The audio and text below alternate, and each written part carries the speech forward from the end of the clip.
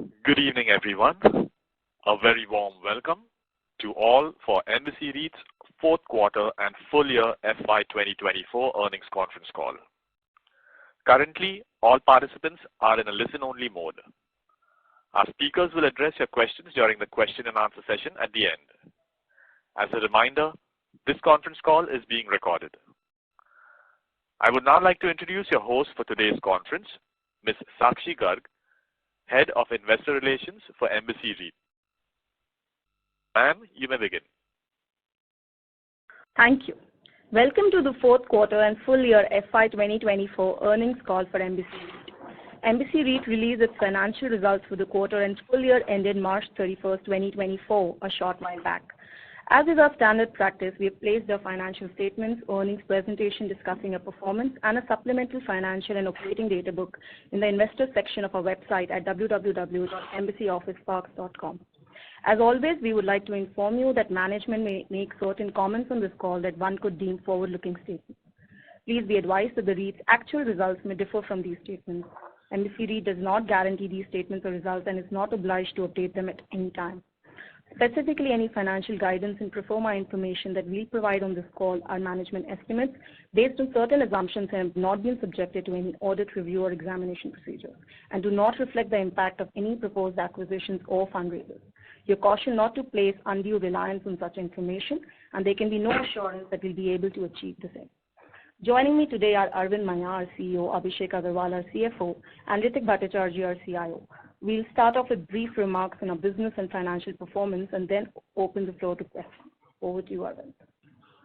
Thank you, Sakshi. Good evening and thank you all for joining us on the call today.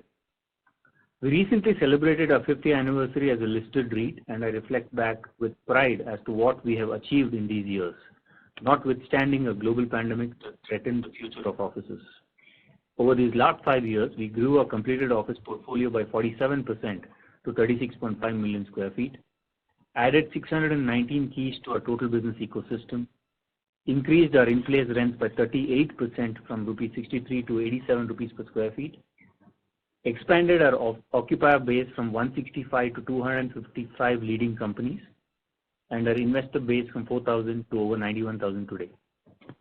All these efforts have translated to annualized returns of over 11% to our unit holders, including almost 9,900 crores in distributions. We are delighted to see the continued acceptance of this product class in India and have doubled our efforts to promote its further awareness by partnering with the Indian REIT Association.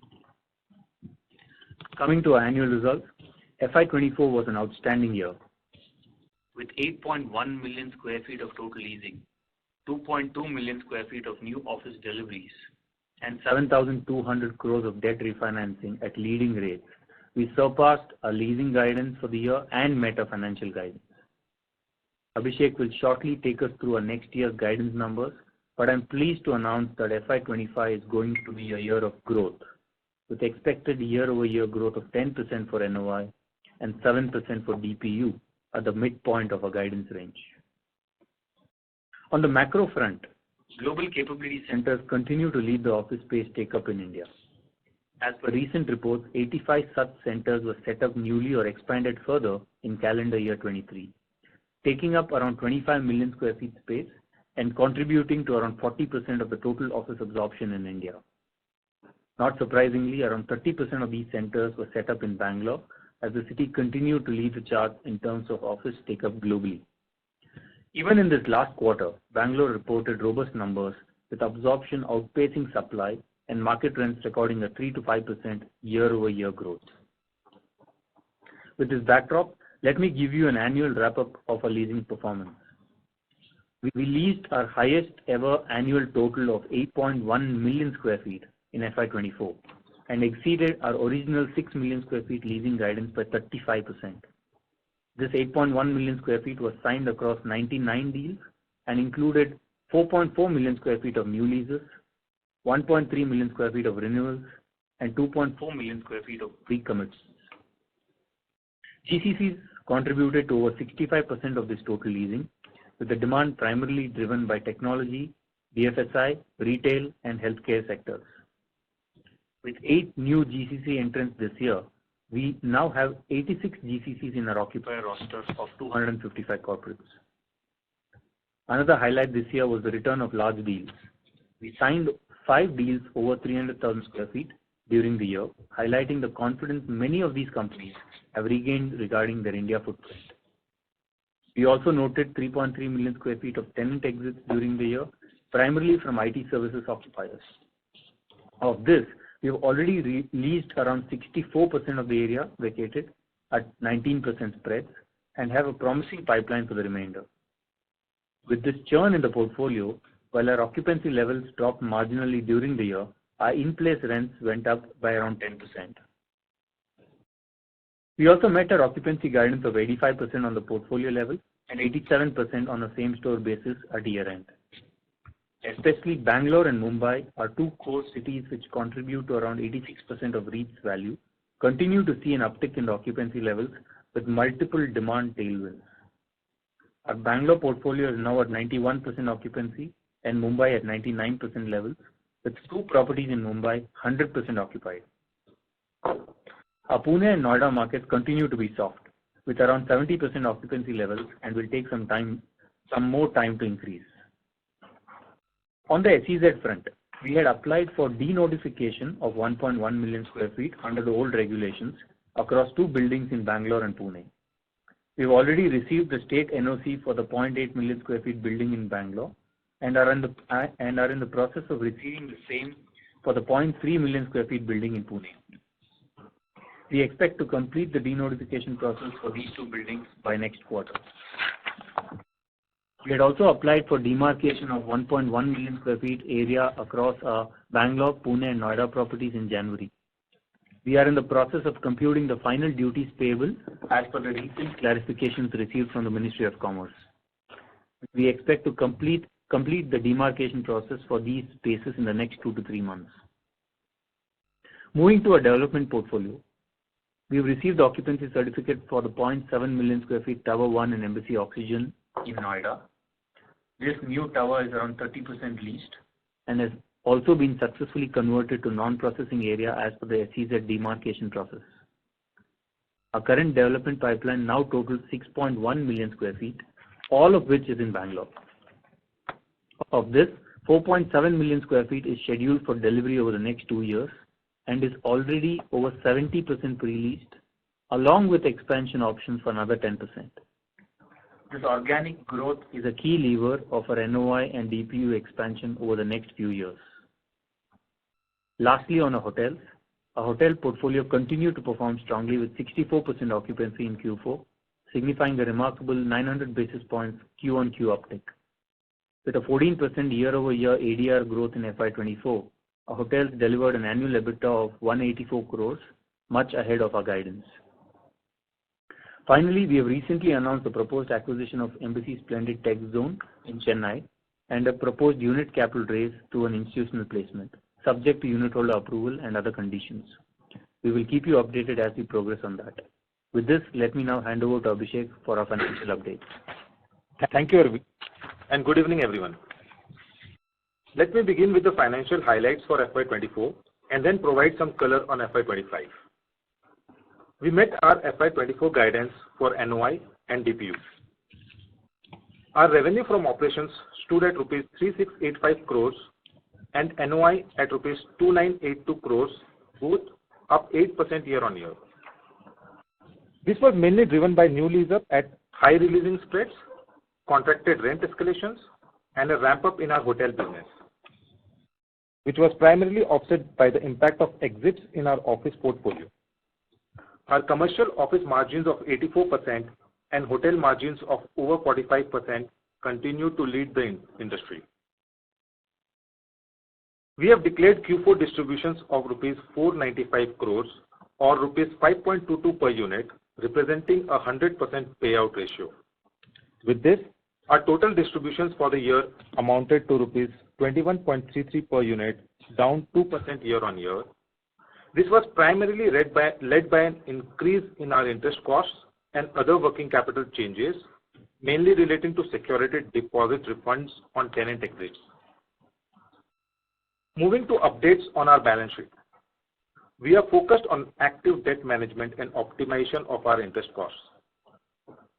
During the year, rupees 4,100 crores of debt was due for maturity, which we successfully refinanced at an average rate of 8.2%. We also proactively refinanced an additional rupees 3,100 crores of debt with low interest rate instruments and achieved 103 basis point pro forma interest savings. We did these refinances through a combination of listed debentures, bank loans, and first-time commercial paper, all of which had rates locked in for less than 2 years on an average. We followed this tactical approach to benefit from any turn in the rate cycle. With this, we also expanded our debt investor base with 9 new entrants, including large public sector banks, private pension funds, domestic mutual funds, and insurers. Our net debt book now totals rupees 16,000 crores, implying a 29% leverage ratio and a 7.8% in-place cost. Also, less than 2% of our debt matures in the first half of the financial year, limiting any refinancing exposure. Moving to an update on our year-end portfolio valuation. As per the independent valuers assessment, our GAV is at rupees 55,000 crores and our NAV at rupees 401.59 per unit. This increase was mainly driven by our new deliveries, ongoing development capex, improved hotel performance, and an increase in the in-place rents as well as market rents for our Bangalore and Mumbai properties. Lastly, our outlook for FY25. We expect our NOI to be in the range of rupees 3215 to rupees 3345 crores and our distributions to be in the range of rupees 22.4 to rupees 23.1 per unit. At midpoint, this guidance implies a 10% growth in NOI and a 7% growth in DPU on a year-on-year basis. Our outlook is based on the following key assumptions for the full year. We expect 5.4 million square feet of total leasing. This comprises 3.8 million square feet of new lease-up, including new building deliveries scheduled for the year, 0.6 million square feet of renewals, and 1 million square feet of pre-commitments. We have 2.2 million square feet of lease expiries due for FY25, implying a total of 1.6 million square feet of likely exits during the year. We expect a year-end portfolio occupancy of 89%. However, this does not factor potential downside risks of any further portfolio optimization initiatives by an occupier in the IT services sector. We are confident of achieving contracted rent escalations of 13% on 7.7 million square feet leases during the year. We expect our hotel NOI to increase by around 10% year-on-year on the back of occupancy and ADR growth. Our solar park NOI may decline by around 20% year-on-year due to the revised government tariff. Finally, we expect a 15 to 18% year-on-year increase in our interest costs. This will be driven by the full year impact of refinancing, 2.2 million square feet of new deliveries in FY24, and the interest costs related to 2.5 million square feet of new deliveries scheduled for FY25. Lastly, I want to clarify that this guidance excludes the impact of the proposed ESTZ acquisition as well as any associated fundraise. To date, we have always delivered on our guidance numbers, and going forward, our single most focus remains on delivering growth to our unit holders year after year. With this, let's now move to Q&A, please. Thank you very much. We will now begin with the question and answer session. Anyone who wishes to ask a question may press star and 1 on a touchtone telephone. If you wish to remove yourself from the question queue, you may press and 2. Participants are requested to use handsets while asking questions. We would also request participants to restrict their questions to 2 per participant. If you have a follow-up question, please rejoin the queue. Ladies and gentlemen, we will wait for a moment while the question queue assembles.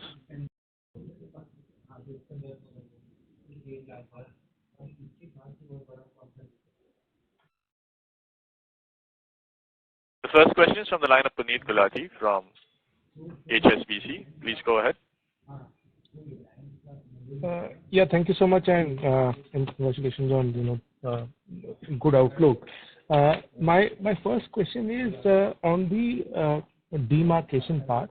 Is the final guideline now available in writing, and are you confident that there is no risk of delays because of elections, etc.? You should be able to demarcate the area within a quarter. You want to finish the second question, Puneet? Yes. Second is on the leasing guidance of 5.4. How should we think of it? Will it likely be backward ended, or it is likely to be evenly spread out throughout the year? Okay, sure. I'll let Abhishek take the first, and then I'll take the second one. Yeah. So Puneet, on the demarcation, was required on how to compute the duty. Now, the recent instruction that we have received, I think we have a landing of how to compute the duty. With this, we expect that for the buildings, it should be around, as we said, 400 rupees per square feet, and an additional on the common area infra, which should be. We don't think there should be any. Should be 2 to 3 months, because it's the first time that they are doing, and post that it should be streamlined. So this notification is now published? Yes. It came over 10 days back, Puneet, so it's out there in public domain. Okay. The final FAQ which gives all these answers. Understood. Yeah, just moving to your second question on leasing, it has 3 components. It's about 3.8 million square feet of new lease up, including the deliveries which are getting done this year. Has about 1 million square feet of pre-commitment and 0.6 of renewals. And in terms of timing, I would say probably the pre-commitments would be a little front-ended, and the new lease up of 3.8 will be more or less even through the year. That's the way we are looking at it as of now in the guidance. Right. So basically, if you were to think about it, there will be on your 5.6 million square feet current vacant area, about 1.4 is likely to be expiry, and 2.3 should be new area addition, and roughly for the existing portfolio, only 4.4 million square feet should be new leasing. So that should still leave around 5 million square feet area vacant at the end of the year. Is that the right? Couple of clarifications. Yeah. 5.6 is correct. 1.6 is the expected exits during the year. Okay. And 2.5 million square feet is the expected completions. Of this 2.5, around 1.2 plus 0.6, 1.8 is already pre-leased. Okay. Right? So it has only 0.7 left to be leased. Right. Right, which we kind of have factored that we will lease, because that's in our prime asset, Embassy Tech Village. So that's already included in the 3.8 million new lease up number which we've given. Sorry, this 1.8 is already pre-leased, or will it? Yeah. Okay. So 1.8 is already pre-leased, which Yeah. is nothing but 1.2 million square feet of pre-lease done in parcel 8 of Embassy Tech Village. Yeah. And 0.6 million is M3 Block B, which is fully pre-leased, which means what is left is around 0.7 million square feet in parcel 8 of ETV, which gets delivered in phases between October to December 24. And we believe in our guidance, the balance 0.7 also gets leased up by March 25. And this 0.7 is a part of 3.8. Is a part of 5.4, right? Which is the full lease up. Yeah, part of 3.8 and part of 5.4. And, the numbers which have been taken to reach that 89% year-end occupancy, what remains as vacant area at March 25 is around 4.5 million. 4.5. Understood. That's great. That's all from my side. Thank you so much, and all the best. Thank you, Puneet. Thank you. The next question is from Mohit Agarwal from IIFL. Please go ahead. Yeah, thanks for the opportunity, and congratulations on giving good outlook and guidance. My first question is on the new leasing 3.8 million square feet guidance. If you could give some color on which are the assets where this is coming from, or if you could give Bangalore, non-Bangalore, and does it include the entire 1.1 million square feet area that we had applied for demarcation? So some color on that will be useful. Anything else, Mohit, or this is the only question? My second question is basically on the 2.2 million square feet of expiries next year. So we've seen this in the last year that, from the time that initially, the expiries have gone up during the year. So what gives you the confidence that, I think Abhishek did mention that there is a risk of expiries, in that 89%. But what is the kind of visibility you are seeing? Are you in touch with your tenants, and are they giving you confidence that this 2.2 million expiries won't substantially change during the year? Sure.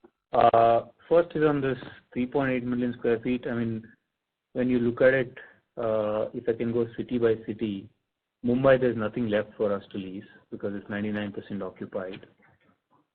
The big city is Bangalore, which year-end was 91% occupancy, but a substantial portion of the 1.6 million of exits is in Bangalore, and also a large portion of that is in Manyata. So obviously, a large portion of this leasing guidance comes from Bangalore and also from Manyata. I mean, roughly you could say almost 60% of the leasing guidance is coming from Bangalore, and in that also a substantial majority is Manyata. And then the balance is a little bit in Pune, around 1 million square feet in Pune, and around 500,000 in Noida. That's the broad split we are looking at of this leasing guidance. That's the first part. And second, in terms of expiries, I think that's a fair question considering what's happened in FY24. But the way we're looking at it is, if you see FY24, a significant portion of expiries, Mohit, was coming from IT services. We had big exits in the form of Cognizant, TCS, and Accenture. Now, as we speak, IT services in the entire portfolio is just around 11%. So a lot of exits have already happened, and the one I would say from a commercial real estate point of view, one sector which has not necessarily been doing well for us is IT services. So the risk has already become minimal. Having said that, Abhishek has rightly called out one specific tenant where it's still a little uncertain and could be a downside risk for us. But beyond that, while we've seen this happen over the last, say, 5, 6, 7 years, there will always be some additional expiries coming in, but we don't expect that to be substantial. That's the sense we have as we speak. Okay, can you quantify the downside? Maybe I missed that number, but that one tenant that you're talking about? Yeah, I mean, we've not really quantified that, Mohit, but the way I would like to answer that is, if this tenant were to take a different decision during the course of the year, we believe we have factored the downside risk in terms of distributions already in the range. But from an occupancy point of view, it could have an implication of 1.5 to 2% downside. Okay, this is very clear. Just one last question. This is for Abhishek. So SEBI, in December, SEBI had put out a revised NDCF framework, and that now kicks in from 1st of April 2024. Just trying to understand that, firstly, has that been incorporated in our estimates, and also what kind of impact, if any, it would have had, and will it make the distribution on a quarter-on-quarter basis more volatile? So, Mohit, two things. One, we have factored that because actually there is no impact. The revised NDCF that we have computed is based on the revised NDCF format only while computing for the guidance. It will not make any volatility come in because of just change of the presentation, the way SEBI has put out. For us, it's just change of presentation. We don't start with the PAT, we start with the CFO. Okay, understood. That's all from my side. Thank you so much. Thank you. The next question is from Kunal Tayal from Bank of America. Please go ahead. Great, thank you. I have three questions if the third one is allowed. The first one is just looking at your walk down from NOI growth of 10% to about 7% at a DPU level. I get the interest expense part of it, but I was just wondering that as security deposits worked against distribution in the past 2 years when your occupancy was going down, should it not have worked in favor now when it is expected to go up during FY25? So that's sort of the first question. Second, I just wanted to get some more color on this annual escalation contributing to about 3% growth this year. And we were looking at data that even next 2 or 3 years, it's more in the handle of 3%. So, I mean, we've often thought of it as being in the range of 4.5–5%. Any peculiar reasons as to why it's looking at 3% for the next few years? And then, finally, just on that NOI range of 7.5% to 12.5%, fair to assume that the low end would account for the exit risk related to the IT services tenant you highlighted? Thank you. So Kunal, I'll take these questions one by one. On the escalations which you're talking about, I think the way it is some of these tenants have 5% escalation every year, and most of the tenants standard 15% every year. So that pulls down the average to around 13 to 14% every year. But if you see effectively, it is 15% largely. On the first question which you had, which is I think related to guidance, where the NOI to NDCF, NOI is basically increasing by 10%, while NDCF is not. The reason, yes, what you rightly said, there's a big impact of interest which is coming out, as I mentioned, because of the deliveries and the full year impact of past deliveries and refinancing. Also, there is a lot of non-cash item, non-cash NOI, which will also get generated during the next year because of all the leasing that guidance that we provided. Also, this current year we had a huge amount of other income which came out because of insurance receipt and receipt of scrap sale income, which is not expected because this is one-off, so which is not expected to be as high next year. On the NOI range for the guidance, I think we have considered in the lower end, we have considered the impact of that one tenant if it exits fully. And just, Kunal, if I can expand a little bit more on the first one, what's happening is, the security deposits is playing out positively, but there's also a lot of, straight-lined or non-cash revenue which is included in the 10% upside, which does not necessarily flow down to distribution for FY25, but will flow to 26. So that kind of somewhere offsets each other. That's why you don't see the full impact flowing through. Got it. Clear. Just if I might, there's one follow-up on the escalations bit. I get the difference between 5% annual and 15% over 3 years, but if this is happening for 3 to 4 years on the trot, that feels a bit weird. I mean, do understand if 1 year it is more like 3% and next year it goes up to 6%. So, or is it more a case that we just had one of these prior years where the big escalations came in, and next few years is more like catch up now? We can come back on this, Kunal. We don't see any exceptions to our 15% escalation. I mean, there are just very, very few where it might be a little lower, but we can probably pick this offline.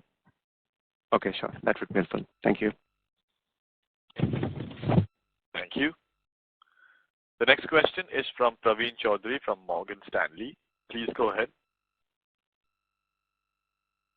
Hi. Thank you so much for the presentation. I have 2 questions. One was about EBITDA margin, which went up from 79% to 81% between FY23 and FY24. I just want to understand, as you continue to grow, how high can this go, or have we reached the peak? That's the first question. The second question was this 10% and 7% guidance that you have given in NOI and DPU growth. If I were to add the Chennai acquisition and QIP, for which you had presented before that it is 2.9 to 2.2% accretive.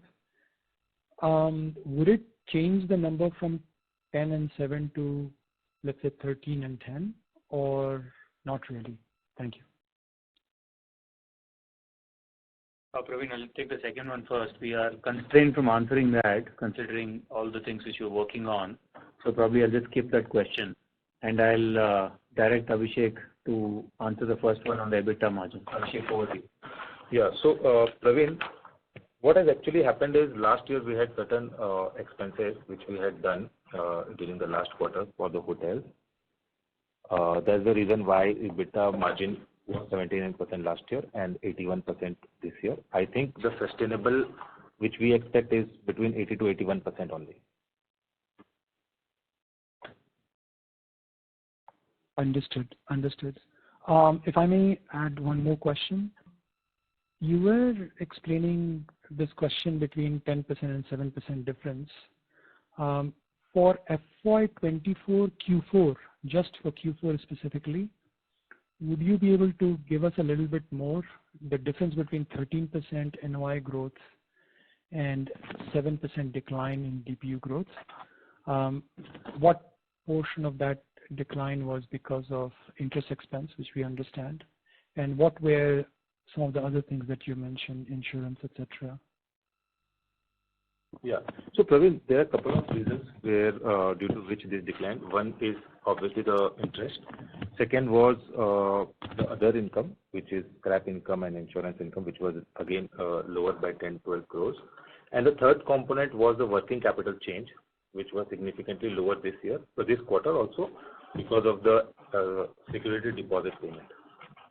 And also there were some collections last year, right, Abhishek, which happened one time. So because of which the working capital went down. And the last component around 15 crores was because of the non-cash NOI. Understood. Thank you very much. I mean, again, the question was asked before, but we are still wondering, some of these things should reverse, except for interest expense. Hopefully that should have helped me in FY25 or FY26 if it was reversed in FY24. So yes, Praveen. Praveen, sorry, you're barely audible. I'm sorry. I was just saying this question was asked before, but some of these things that we saw in fourth quarter, which declined versus FY23, some of that will reverse. And I'm just wondering from a quarterly perspective or half-yearly perspective or annual perspective, which year or quarter in FY25 or FY26 we could see the benefit of, DPU versus NOI. So the answer to that, Praveen, is we are already seeing the benefit of that in FY25, where, because of all the lease-ups done last year, including pre-leasing, plus the lease-ups done later part of the year and the guided lease-up for FY25, all of which will lead to positive working capital in the form of security deposit. All of that is baked in already. Having said that, the two negatives in the FY25 guidance is a large part of it is because of interest, where Abhishek has said that the interest will increase by 15 to 18%. Two reasons: rate increases as well as deliveries. And second is a significant portion of FY25 lease-ups will not result in cash revenue next year, right? That somewhere kind of becomes much smaller cash increase in NOI. So just to answer it in one line again, we already, the guidance already bakes in the positive working capital in FY25. Yeah, that's very clear. And I'm sorry that we are asking the same question. This is the key question. So thank you for explaining it. No problem. No problem.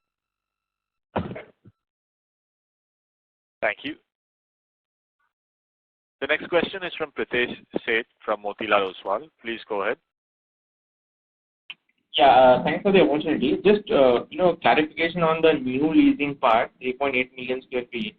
Does that include full new developments that are coming up, which is 2.5 million square feet, or only the unleased portion, which is where we are confident that we would be able to lease that in this year itself? So why don't I loop in Amit Shetty, our head of leasing over here, to answer this question. Amit, over to you. Yeah, I mean, the 3.8 is, the answer is yes. So it includes 2.5 million square feet full that is coming up for, delivery this year. Correct. Okay.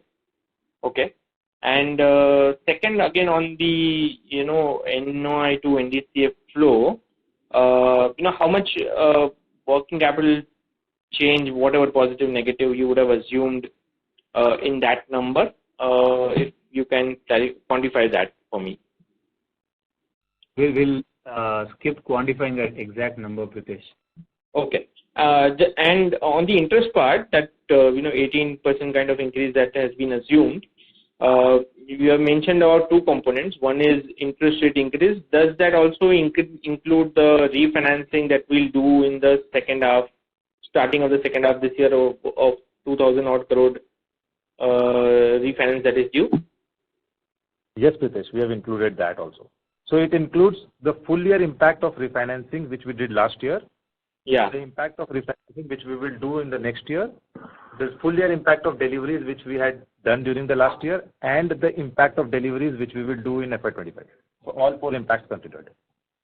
Sure. And, part of your capital raise that you will be doing is also to repay some of the debt, right? So, if, that happens, whether that interest benefit is being considered in this number, no, right? No, Pritesh. As I mentioned in my prepared remarks, this guidance doesn't take any impact of any ESTZ acquisition or fundraisers. Sure. Got it. That's helpful. That's it from my side. Thank you. All the best. Thank you.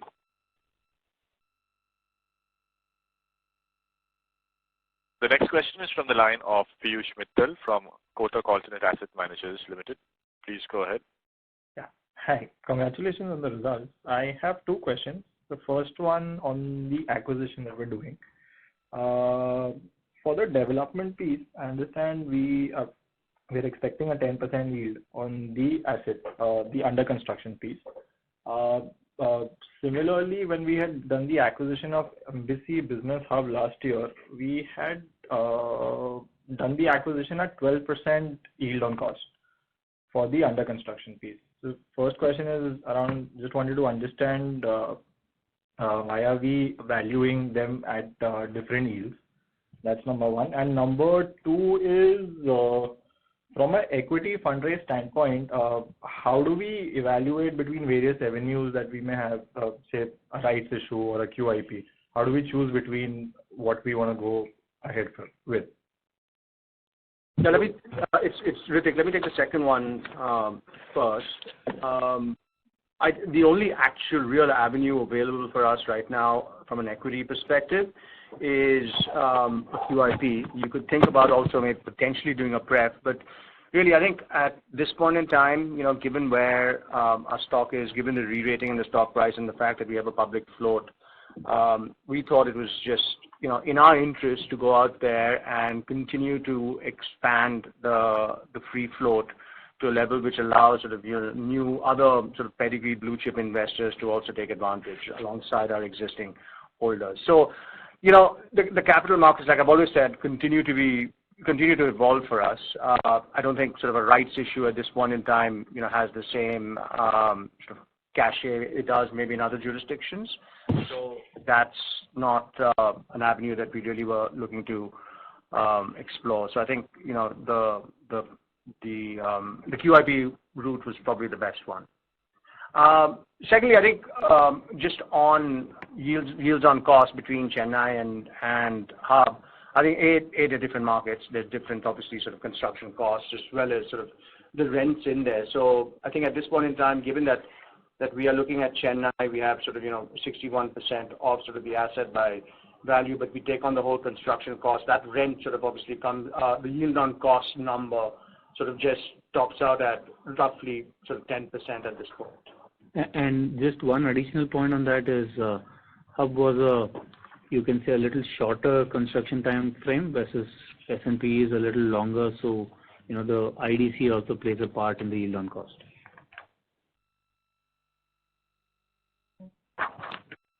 Okay, thank you. Thank you. Thank you. The next question is from the line of Abhinav Sinha from Jefferies, India. Please go ahead. Hey, hi. In the beginning, you alluded to some improvement in rentals in Bangalore.